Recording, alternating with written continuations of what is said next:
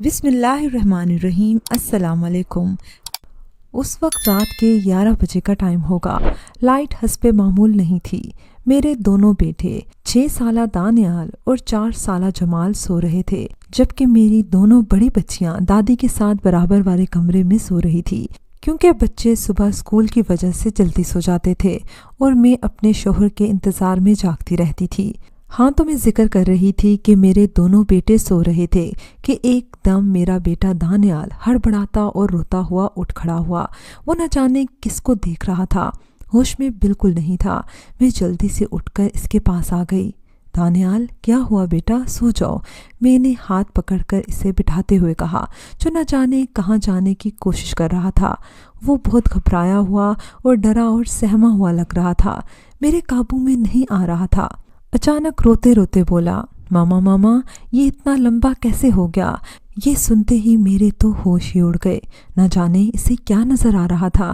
بہرحال میں نے اس پر آیت الکرسی پڑھ کر دم کیا اور لٹا دیا۔ وہ فوراً ہی گہری نیند میں چلا گیا، جیسے اٹھا ہی نہ تھا۔ لیکن میری نیند اڑن چھو ہو چکی تھی، کیونکہ یہ آج پہلی بار نہیں ہوا تھا، بلکہ جب سے ہم اوپر شفٹ ہوئے تھے دانیال کبھی کبھار ڈر کے اٹھ جایا کرتا تھا۔ میں نے ہمیشہ کی طرح آج بھی اس پر دم کر کے اس کو سلا دیا تھا، لیکن اب تو وہ مستقل 1 ہفتے سے برابر 10 سے 11 کے درمیان اٹھ کر بیٹھ جاتا اور پھر میرے دم کرنے پر چپ چاپ سو جایا کرتا تھا، جیسے آج ہوا تھا۔ میں بری طرح سے گھبرا گئی تھی۔ تیمور بھی اب تک نہیں لوٹے تھے۔ میں نے فوراً ہی تیمور کو فون ملایا۔ تیمور نے بھی اسی وقت ریسیو کیا۔ تیمور کی آواز سنتے ہی میں رونے لگی اور انہیں ساری صورتحال سے آگاہ کیا۔ وہ بھی پریشان ہو گئے، ورنہ اس سے پہلے میں نے دانیال کے ڈر کے بارے میں جب بھی بتایا وہ ٹال گئے اور مجھے بھی یہی کہتے ہوئے تسلی دی کہ کوئی بات نہیں، بچے اکثر خواب میں ڈر جاتے ہیں، تم آیت الکرسی پڑھ کر دم کر دیا کرو۔ لیکن کب تک؟ میں نے تیمور سے کہا، پلیز اس کا کوئی حل سوچئے، یہ معمولی بات نہ سمجھیں۔ دانیال کے لیے کوئی ڈر سے بچاؤ کا تعویذ لے کر آئیں یا دانیال کو کسی اچھے بابا کو دکھائیں۔ مجھے کچھ ٹھیک نہیں لگ رہا، یہ کام آپ کو آج اور ابھی کرنا ہے۔ اچھا بابا، ٹھیک ہے، تم پریشان مت ہو، میں ابھی آتا ہوں۔ یہ کہہ کر تیمور نے فون رکھ دیا۔ میں دانیال کو دیکھنے لگی، وہ بہت پرسکون سو رہا تھا۔ میں نے سکون کا سانس لیا۔ مجھے یاد ہے جب ہم جوہر ٹاؤن والے گھر میں شفٹ ہوئے تھے تو ماموں سسر نے بتایا تھا کہ ان کے گھر میں جنات کی پوری فیملی رہتی ہے، لیکن مجھے اس بات پر یقین نہیں آیا تھا۔ میں سمجھی کہ شاید انہوں نے مجھے ڈرانے کے لیے ایسا کہا، لیکن اب جب کہ یہ سب ہو رہا تھا تو کچھ شبہ ہو رہا تھا۔ میں انہی سوچوں میں گم تھی کہ میں کیا کروں کہ تیمور کی کال آ گئی۔ وہ بولے، عائشہ، میں نے ابھی 1-2 لوگوں سے معلوم کیا ہے۔ ایک دوست نے مجھے حافظ صاحب کے بارے میں بتایا ہے۔ وہ تھوڑا بہت علم بھی جانتے ہیں اور فی سبیل اللہ دم وغیرہ بھی کرتے ہیں۔ میں ابھی انہی کے گھر جا رہا ہوں، ان کو لیتا آتا ہوں، ٹھیک ہے؟ تم پریشان مت ہو، انشاءاللہ سب ٹھیک ہو جائے گا۔ تیمور نے مجھے تفصیل بتاتے ہوئے تسلی دی تو مجھے کچھ سکون ملا کہ اب دانیال بالکل ٹھیک ہو جائے گا۔ میں پیار سے اس کے بالوں میں ہاتھ پھیرنے لگی۔ تقریباً 10-15 منٹ کے بعد گیٹ بجا۔ میں سیڑھیاں اتر کر نیچے آئی۔ لائٹ بھی آ چکی تھی۔ گیٹ ماموں نے کھول دیا تھا، جو نیچے نانی ساس کے ساتھ رہتے تھے۔ تیمور گھر میں داخل ہو رہے تھے اور ان کے ساتھ کوئی اور بھی تھا۔ میں جلدی سے دوسرے کمرے میں چلی گئی۔ تیمور حافظ صاحب کو لے کر بیڈ روم میں چلے گئے، جہاں دانیال سو رہا تھا۔ کچھ دیر بعد حافظ صاحب کی تلاوت کی آواز آنے لگی۔ وہ دھیمی آواز میں پڑھ رہے تھے، اس لیے میں سمجھ نہیں سکی۔ میں دروازے کی اوٹ میں کھڑی جھانک رہی تھی کہ کیا ہوتا ہے۔ حافظ صاحب نے کہا تھا کہ اگر جنات کا کچھ اثر ہوگا تو بچہ اٹھ بیٹھے گا، ورنہ نہیں۔ اور قاری صاحب کی تلاوت کرنے سے دانیال اٹھ کر بیٹھ گیا۔ حافظ صاحب مسکرانے لگے۔ انہوں نے شفقت سے دانیال کے سر پر ہاتھ پھیرا اور اسے دوبارہ سلا دیا۔ وہ پھر سے پرسکون ہو کر سو گیا، جبکہ حافظ صاحب تیمور کو لے کر باہر چلے گئے۔ میں بیڈ روم میں گئی، دانیال سو رہا تھا۔ میں بے چینی سے تیمور کے واپس آنے کا انتظار کرنے لگی۔ تیمور جب واپس آئے تو مجھے زیادہ فکر مند نہیں لگے۔ میں نے پوچھا، کیا معاملہ ہے؟ تو دھیرے دھیرے مجھے بتانے لگے، ہمارے بیڈ روم میں ایک جنات کی فیملی رہتی ہے، ان کا ایک چھوٹا بچہ بھی ہے۔ یہ فیملی مسلمان ہے اور اچھی ہے۔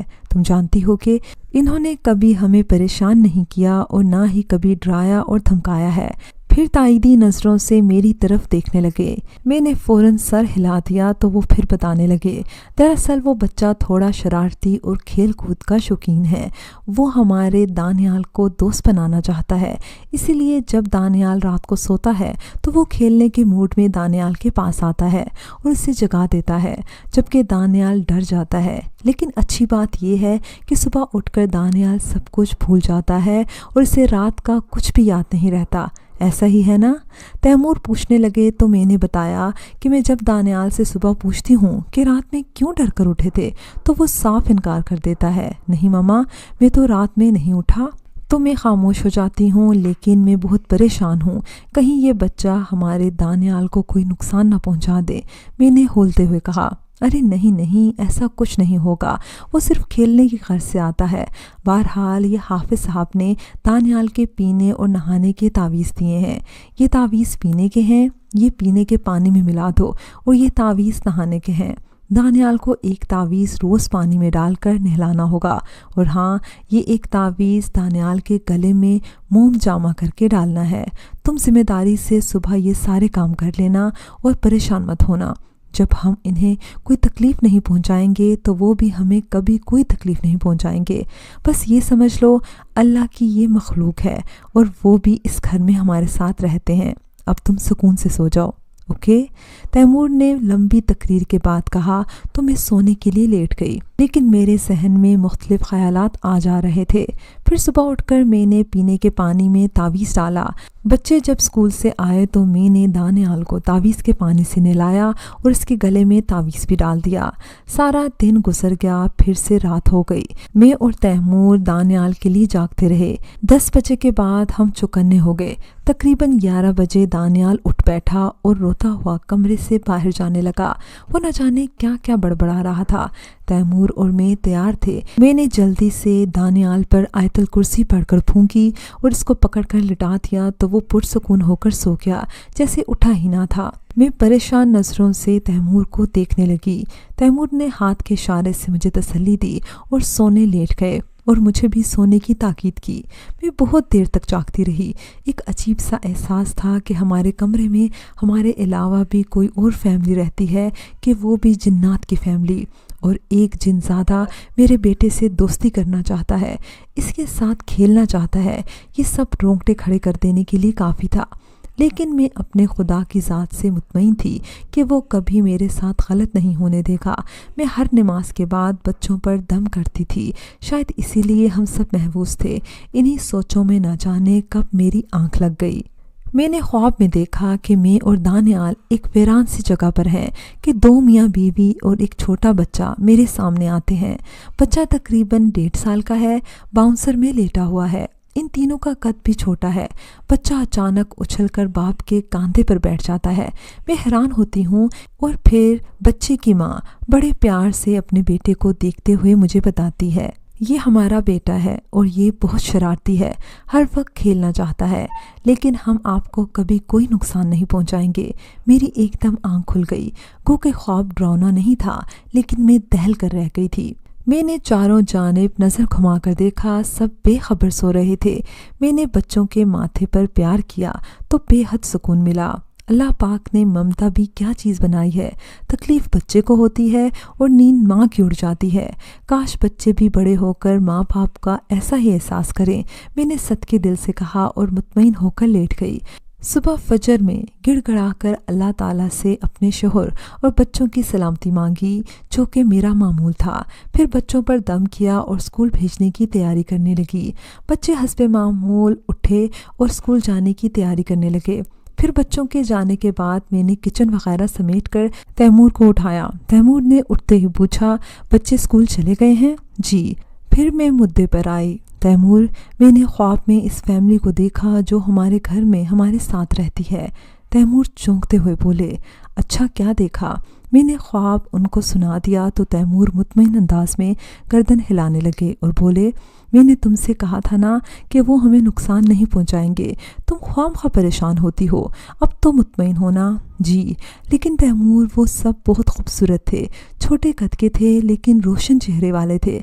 असल में वो तुम्हारे ख्वाब में अपने असल चेहरे के साथ तो नहीं आए होंगे ना, वरना तुम डर जाती। और वो मुसलमान हैं, इसीलिए उनके चेहरे रोशन हैं। हाँ, आप ठीक कह रहे हैं। अच्छा, अब जल्दी जल्दी नाश्ता वगैरह बनाओ, मैं तब तक नहा कर तैयार हो जाऊं। तैमूर उठते हुए बोले और मैं मुतमिन अंदाज में किचन में चल दी। दिन इसी तरह गुजर रहे थे। दानियाल रात में कभी उठता, मैं दम करके दोबारा सुला देती। वो बेखबर सो जाता और सुबह इसे कुछ याद ना होता। मैं दोपहर में बच्चों को सुलाने लेटती। छोटे जमाल की आदत थी कि मैं जब तक इसके पास न लेट जाऊं वो सोता नहीं था, और अब तक इसकी यही आदत है। हाँ, तो जमाल को मैं सुला रही थी। सुलाने के बाद लाउंज में गई तो दानियाल अकेला बैठा खिलौने से खेल रहा था। मैं समझ गई कि यकीनन वो बच्चा भी दानियाल के साथ खेल रहा होगा। मैं सारे खिलौने समेट कर दानियाल को सुलाती, लेकिन फिर लाउंज में आती तो फिर खिलौने मुझे बिखरे हुए नजर आते। मैं फिर समेट देती। एक दिन तो हद ही हो गई। मैं हस्बे मामूल सुबह सवेरे उठी, नमाज वगैरह से फारिग होकर बाहर निकली तो लाउंज से बाहर कुर्सी पर नजर ठहर गई। मैं हक्का बक्का कुर्सी को देख रही थी। हुआ कुछ यूं था कि हमारे पोर्शन में 2 कमरे और लाउंज के बाद एक छोटी सी खुली जगह थी, जिसे हम रात में ठंडी हवा खाने के लिए बतौर सहन इस्तेमाल करते थे। मैंने एक छोटा सा पलंग और एक कुर्सी रखी हुई थी। फिर जब डेंगू वगैरह का ख़तरा फैला तो तैमूर ने बच्चों की हिफाजत के ख्याल से पूरा खुला हिस्सा नेट से ढक दिया था। नेट के अंदर जो कुर्सी पड़ी थी उस पर तारकोल पड़ा था। न जाने ये तारकोल कहाँ से आ गया था। 1 बजे तक इसी कुर्सी पर बैठकर तैमूर से मैं बातें कर रही थी, और जब तक मैं सोई थी ऐसा कुछ भी नहीं था। यहीं करीब रोड भी कोई नहीं बन रहा था। फिर आज ये तारकोल आया कहाँ से? मैंने घूम घूम कर सब जगह से देख लिया, लेकिन ये तारकोल का मुअम्मा हल ना हुआ। फिर बच्चे उठे, वो भी इसे अजूबे की तरह देखने लगे। अरे मम्मा, ये क्या चीज़ है?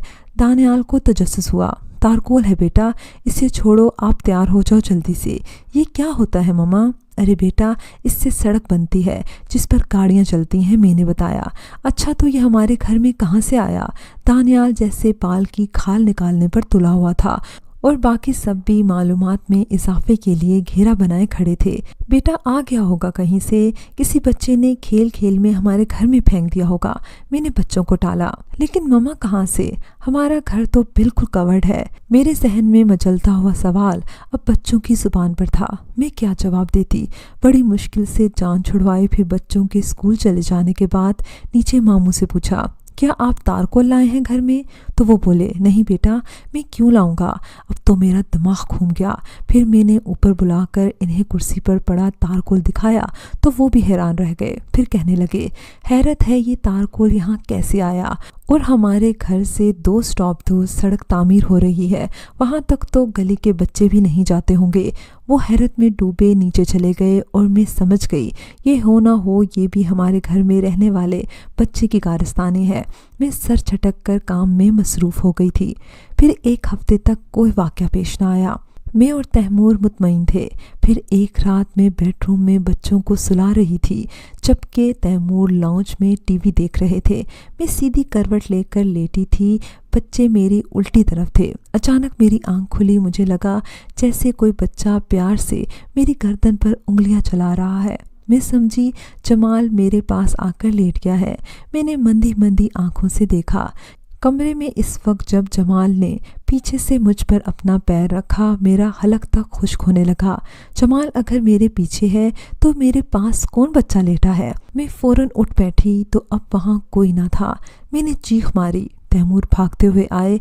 आते ही लाइट जला दी। क्या हुआ? तैमूर पूछ रहे थे, और मेरी नज़रें इसी जगह टिकी थी जहाँ अभी कोई बच्चा था, लेकिन अब वो जगह खाली थी। दानियाल और जमाल मेरे पीछे बदस्तूर सो रहे थे। तैमूर, अभी यहाँ कोई आया था? कहाँ?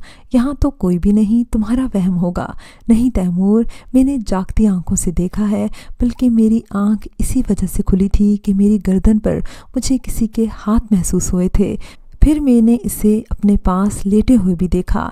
पहले तो मैं इसे जमाल समझी, लेकिन जमाल तो मेरे उल्टे हाथ पर था। देखें अभी भी वो सो रहा है। मैं खौफ से रो पड़ी थी। किसी भी इंसान, ख़ास तौर पर औरत के लिए किसी भी गैर इंसानी मखलूक का देखना बहुत खौफ की अलामत है। हर चंद कि मैं जानती थी कि हमारे कमरे में हमारे साथ एक गैर इंसानी मखलूक भी रहती है, लेकिन वो कभी मेरे सामने नहीं आए थे तो मैं मुतमईन थी। लेकिन अब अपने सामने देखने के बाद मेरा खौफ से बुरा हाल हो गया था। तैमूर ने मुझे तसल्ली दी। अरे आयशा, ये तुम एक बच्चे से डर गई। यकीनन वो तुम्हारे पास सोने आया होगा, लेकिन तुम डर गई तो इससे जाना पड़ गया। तैमूर हंसी में उड़ा रहे थे तो मुझे गुस्सा आ गया। मेरा मजाक उड़ा रहे हैं? अभी अगर आपके पास वो आ जाता तो मैं पूछती। नहीं भाई, मेरे पास क्यों आएगा? तुमसे दोस्ती है, तुम्हारे पास ही आएगा। अच्छा चलो सो जाओ, मैं सुबह हाफिज साहब से मशवरा करूँगा। फिर मैंने खुद पर और बच्चों पर आयतुल कुर्सी पढ़कर दम किया और सो गई। तावीज़ का फ़ायदा ये हुआ था कि दानियाल के डर के उठने में कमी आ गई थी और मैं पुरसुकून हो गई थी। फिर कुछ अरसे बाद हमने वो घर शिफ्ट कर लिया। हम दूसरी जगह चले गए तो तैमूर कहने लगे, यार मैं सोच रहा हूँ ज़रा घर का चक्कर लगा आऊँ। हम तो शिफ्ट हो गए थे, लेकिन नीचे के पोर्शन में नानी मामू रहते थे। उन्होंने वो घर नहीं छोड़ा था। मैंने कहा, हाँ ज़रूर जाएंगे, और ज़रा ऊपर के पोर्शन जो कि हमारा था उसमें भी चक्कर लगाते आप आइएगा। वहाँ अब क्या हालात हैं ज़रूर मुझे बताइएगा। तैमूर ओके कहकर रवाना हो गए तो मैं घर के कामों में मसरूफ़ हो गई। तकरीबन 1 घंटे के बाद तैमूर वापस आए तो मैंने खैर खैरियत पूछी तो वो कहने लगे, आयशा, हमारे यहाँ चले आने से वो लोग बहुत डिस्टर्ब हो गए हैं। कौन लोग? मैं हैरानगी से बोली। वो ही तुम्हारे पड़ोसी जिन्नात की फैमिली। मगर क्यों और आपको कैसे पता? मैं उलझ गई थी इनकी बातों से। तो वो कहने लगे, अरे भाई, मैं अभी घर गया था ना, तो नानी अम्मा और मामू बता रहे थे कि जिस दिन हम यहाँ आए हैं इसी दिन को बहुत शोर शराबे से नानी अम्मा की आंख खुल गई। ऊपर हमारे पोर्शन में कोई चीज़ें उठा उठा कर फेंक रहा था। नानी अम्मा आवाज़ सुनने और देखने को गई कि ये कैसा शोर है। अभी वो नीचे लाउंज में ही थी कि इनकी अलमारी के ऊपर रखा सारा सामान धड़ाधड़ खुद ब खुद नीचे गिर गया, जैसे किसी ने गुस्से में फेंका हो। नानी अम्मा और मामू हैरान थे कि ये सब क्या हो रहा है। बहरहाल थोड़ी देर बाद सुकून हो गया। तैमूर ने मुझे तफसील बताई तो मैं हक्का बक्का रह गई। यकीनन वो हमारे यहाँ शिफ्ट होने पर नाराज़ हैं। फिर अब हमें क्या करना चाहिए? करना क्या है?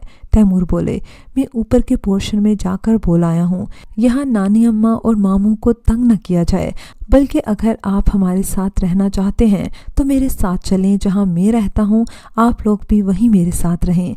आपका क्या ख्याल है, वो आए होंगे आपके साथ? मैंने हैरानगी से पूछा।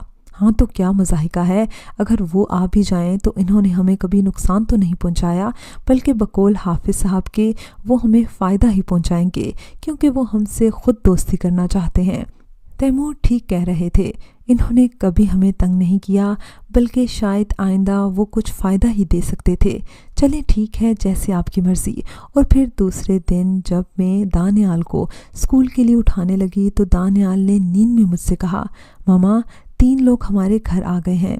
मैंने हैरानगी से इसे देखा तो समझ गई कि वो किसकी आमद की इत्तला दे रहा है। मैंने कहा, ठीक है बेटा, और बच्चों को स्कूल भेजने के लिए मैं तैयारी करने लगी।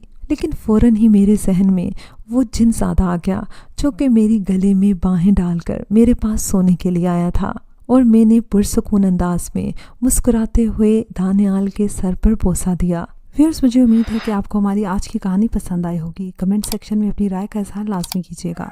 अगली कहानी तक इजाज़त दीजिए। अल्लाह हाफ़िज़।